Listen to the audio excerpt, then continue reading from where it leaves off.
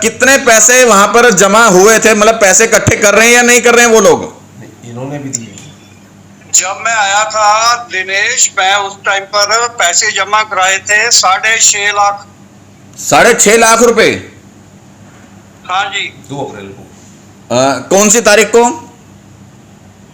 ये 2 तारीख को। 2 तारीख।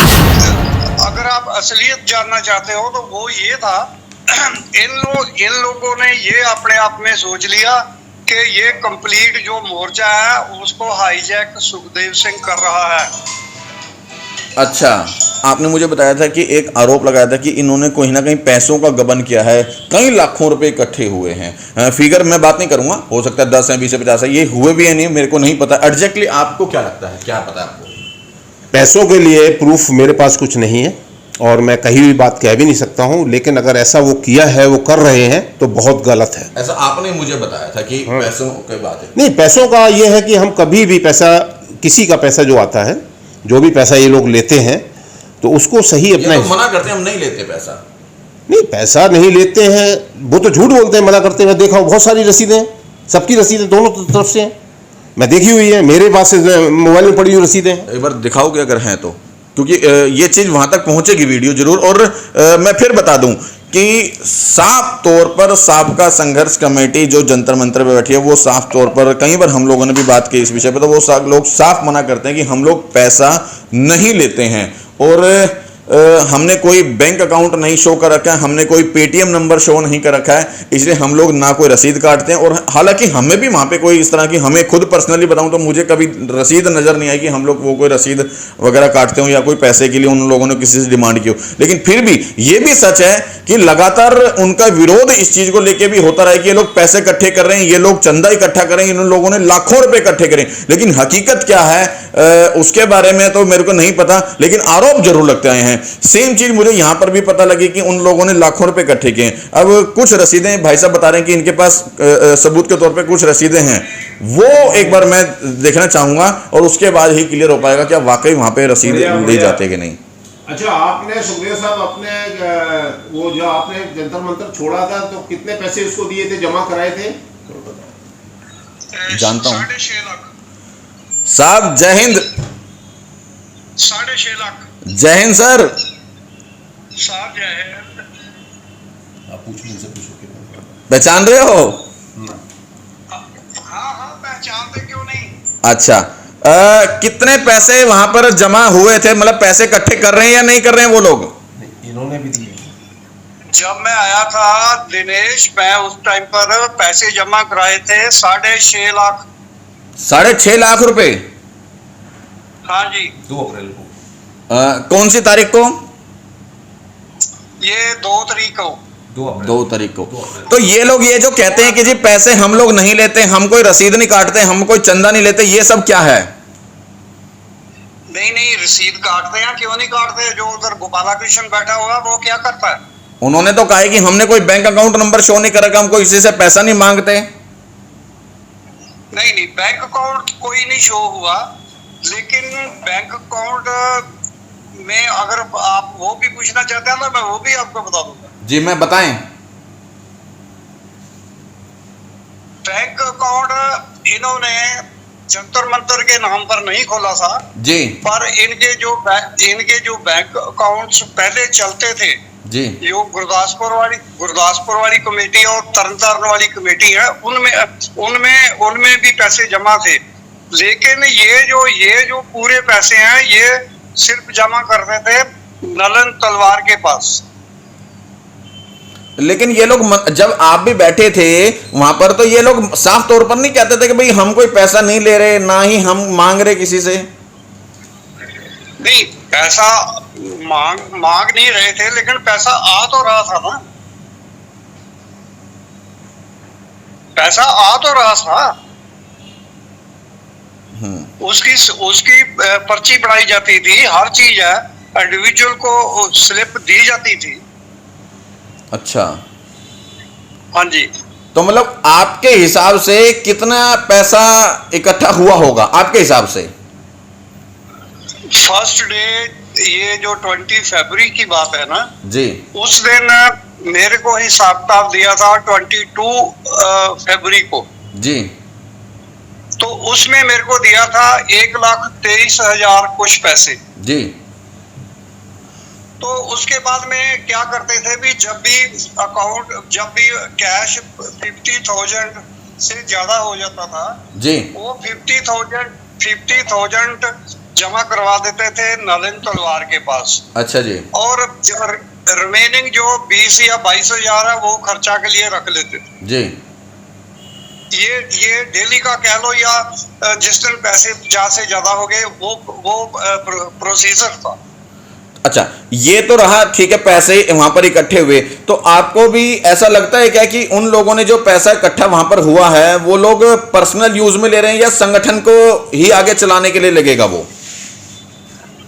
नहीं, ये जब तक मैं था तब तक किसी ने पर्सनल यूज के लिए नहीं लिया।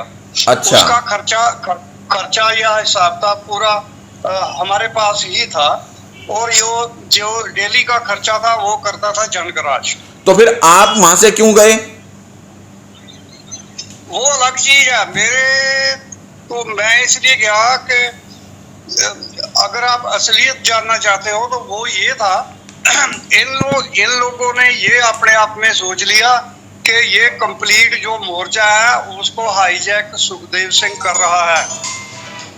अच्छा, एक मिनट आप होल्ड और करना, ये होल्ड समझने करना। लगे कि हमारी इसमें हमारे को कोई पूछ नहीं रहा। हाँ हाँ हाँ हाँ हाँ हाँ। अच्छा दिस इज द रीजन। हाँ, अच्छा, मतलब पैसों वाला कोई रीजन नहीं था आपका वहां से जाने का? नहीं, पैसे वाला कोई रीजन नहीं था, पैसे का कोई क्वेश्चन ही नहीं था। अच्छा अच्छा अच्छा अच्छा, हाँ, चलो ठीक है साहब। देखें, ये थे सुखदेव जी, जो कि लगातार साबका संघर्ष कमेटी के साथ वहां पर पहुंचते थे, हम लोगों ने आपको दिखाया था। लेकिन अब कुछ महीनों से, 1-1.5 महीने से वहां पर ये नज़र नहीं आते हैं। क्यों? क्योंकि इनकी कुछ विचारधारा हो सकता है ना मिले, लेकिन पैसों का इन्होंने साफ मना किया कि पैसों का रीज़न नहीं था कि जिसकी वजह से मैं वहां से गया। हमारे कुछ पर्सनल विचारधारा थी जिसके कारण मतभेद वगैरह रहा हो, उसको लेकर के लोग गए हैं। और साफ तौर पर इन्होंने भी बताया था कि लाखों रुपये वहाँ पर इकट्ठे तो हुए हैं, 5-6 लाख रुपये, 1-1.5 लाख रुपये की कुछ बात ये लोग कर रहे थे। लेकिन पैसों को लेकर के ना उन्होंने कोई बैंक अकाउंट नंबर शो किया है, ना कोई पेटीएम नंबर शो किया। हालांकि उसके बावजूद भी जो लोग वहां पर पहुंचते थे अलग अलग राज्यों से, वो लोग सहयोग के नाम पर पैसा देते थे और उसमें से कुछ एक खर्चा प्रतिदिन के खर्चे के लिए निकालते थे, और बाकी का पैसा कहाँ था उसके बारे में मुझे नहीं पता है अभी। ठीक करो ना जी? बिल्कुल जी। नहीं, तो इसमें ये जो पैसा ऐसा कलेक्शन का जो भी होता है, इनको साफ हिसाब रखना चाहिए उसका। ये जितना कुछ अभी तो इसने करेक्ट बताया भाई, 6.5 लाख रुपए हम वहाँ दे आए थे 2 अप्रैल को, तो ठीक है, मैं मानता हूँ। उसके अलावा ये लोग बता रहे हैं कुछ, लेकिन मैं उसी को मानता हूँ जो मेरे नॉलेज में है, क्यों मैंने कुछ देखा नहीं किसी का, जो सुना था जिसने बताया वो मैंने आपको बताया। लेकिन मेरे हिसाब से कलेक्शन ठीक नहीं है फौजी का। मेरा संगठन कभी भी, मैं नहीं चाहता हूँ कि 100 रुपये भी किसी के फौजी से लिए जाएं। मैं इसके बिल्कुल खिलाफ हूँ। कोशिश ये करो कि फौजी को दिल से जोड़ना है, उसके दुख में खड़ा होना है, तो अपना एक अच्छा सा एक बनता है। लेकिन इसके जो जिस तरह से जो डील कर रहे हैं लोग, और उसमें अच्छे लोग नहीं हैं, और क्या बोलते हैं उनका कुछ पता नहीं चलता है, तो इस तरह का संगठन मैं लाइक नहीं करता हूँ। इसीलिए हम इनसे अलग रहते हैं। हमारा संगठन की विचारधारा अलग है, राष्ट्रीय विचारधारा है हमारी, और सॉलिड बात, थोड़ी बात करना है, ग्राउंड में ज़्यादा काम करना है। तो ये हम विचारधारा से रहते हैं। यहाँ पर हम इसलिए आए थे कि दोनों ही लोगों को जोड़ दें दिल्ली में, लेकिन ये इनकी बिल्कुल, मैं समझता हूँ, मैंने बहुत गहराई तक गया हूँ सबसे बात करके, ये एक होना नहीं चाहते हैं। जब एक होना नहीं चाहते हैं तो ये संघर्ष बड़ा मुश्किल होगा, क्योंकि सरकार के साथ खड़ा होने के लिए पूरे देश के एक्स सर्विसमैन को एक मंच पे आना जरूरी है। तो इसका मतलब इनकी विचारधारा ये है ही नहीं कि OROP 2 की विसंगतियाँ दूर हो, इनके दिल में कुछ और ही है, अपना अपना इनका सिस्टम में लालच है कुछ। तो इसका सीधा स्पष्ट होता है ये कि अगर ये एक मंच पे नहीं आते हैं, एक विचारधारा पर नहीं आते हैं, तो मैं पूरे देश के एक्स सर्विसमैन से अपील करता हूँ कि कोई भी सहयोग ना करे इनका। तो ये जब सहयोग नहीं करेंगे तब ये अकेले पड़ेंगे, तब एक मंच पे आएंगे। देखिए, ये थे हमारे साथ जोगिंदर सिंह जी, जो कि इंडियन वेटरन्स ऑर्गेनाइजेशन के राष्ट्रीय अध्यक्ष हैं, और इन्होंने साफ तौर पर खुद के लिए भी और तमाम पूरे भारत के एक्स सर्विसमैन के लिए भी एक अपील की है कि जो जंतर मंतर पर जो धरना प्रदर्शन चल रहा है, उनके किसी भी कार्यक्रम में, चाहे वो 2 तारीख का भूख हड़ताल का हो या वीर बहादुर जी का जो 6 तारीख का जो जंतर मंतर पे क्या नाम है प्रोग्राम है, उसमें किसी भी तरह का सहयोग ना करें और पूरे स्टेट से, मतलब पूरे भारत के तमाम स्टेटों से कोई भी एक सर्विसमैन वहाँ पर ना पहुँचे, ऐसा जो है इनका कहना है जोगेंद्र जी का, क्योंकि ये उनको जो है कहीं ना कहीं पसंद नहीं कर रहे हैं, उनकी विचारधारा को पसंद नहीं कर रहे हैं। उनका ये भी कहना है कि अगर ये दोनों संगठन एक हो जाते हैं, एक मंच पर आ जाते हैं, तो इनको इंडियन वेटरन ऑर्गेनाइजेशन का भी पूरा सहयोग और जो है मिलेगा, सहयोग मिलेगा। और उसके बाद कहीं ना कहीं हमारे, और ये भी मेरा भी पर्सनल भी ये मानना है कि यदि हमें किसी भी तरह से सरकार से अपनी मांग मनवानी है और हमें अपनी लड़ाई